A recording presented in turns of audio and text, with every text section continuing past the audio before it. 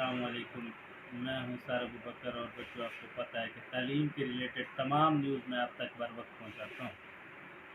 उसी सिलसिले में आज बात करनी थी। अच्छा, क्योंकि 10th क्लास का जो रिज़ल्ट है वो बिल्कुल करीब है। 31 जुलाई को सुबह 10 बजे इंशाअल्लाह बच्चों का 10th का रिज़ल्ट आ जाएगा।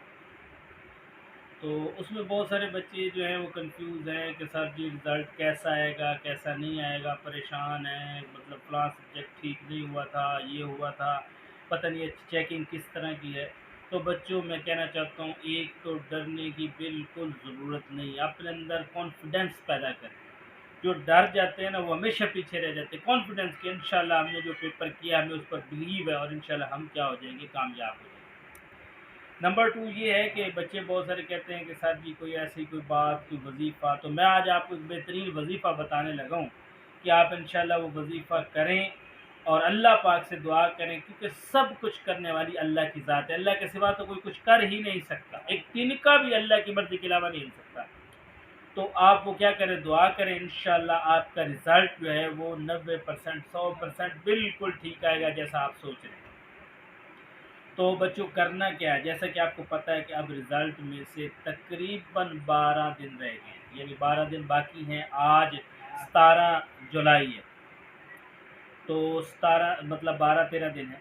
आपने एक तो बच्चे डेली डेली अकेले बैठ के अपने अल्लाह को याद करना है और कहना है कि या अल्लाह, हम जो मतलब जितने नंबर चाहते हैं हम ये लेना चाहते हैं ताकि हमारे माँ बाप हम पे खुश हो जाएं, यानी उसके खैर की कोई यानी ना कि कोई। आप में कोई ना कोई खैर की खबर होनी चाहिए, यानी ख्वाहिश क्या हो, नीयत अच्छी हो कि इंशाल्लाह हम पढ़ लिख के अपने माँ बाप के लिए कुछ करना चाहते हैं, हम गरीबों के लिए कुछ करना चाहते हैं, यानी अच्छी सोच रखनी है।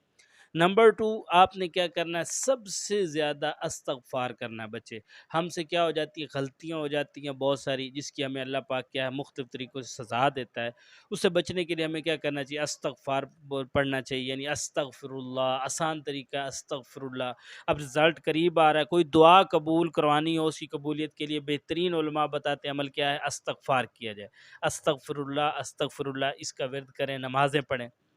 और सबसे जो अहम बात है वो मैं आपको बताना चाहता हूँ, रिज़ल्ट से 1 दिन पहले या 2 दिन पहले आप 2 रकात नमाज़ सलातुल हाजत पढ़ेंगे कि या अल्लाह, उस नमाज़ में आप नियत करेंगे कि हमारे पेपरों के रिज़ल्ट के बारे में कि या अल्लाह उसमें जितनी हो सके खैर हो, बेहतरी हो, हमारे अच्छे नंबर आ जाएँ।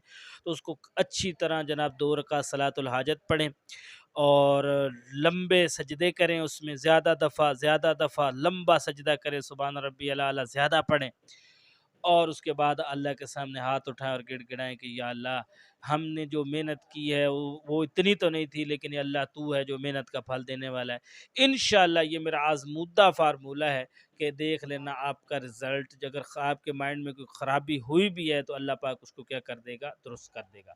तो बिल्कुल बच्चों रिज़ल्ट करीब है, आपको चाहिए कि आप अल्लाह से इस तरह दुआ करें और अपने जो है ना बुरे काम जो हमसे गलतियाँ होंगी उनकी माफ़ी माँगें और इंशाल्लाह अपना अच्छा रिज़ल्ट पाएँ। जब आपका रिज़ल्ट अच्छा आ जाए तो इंशाल्लाह अपने असातिज़ा को भी याद करें, उनके लिए दुआ करें।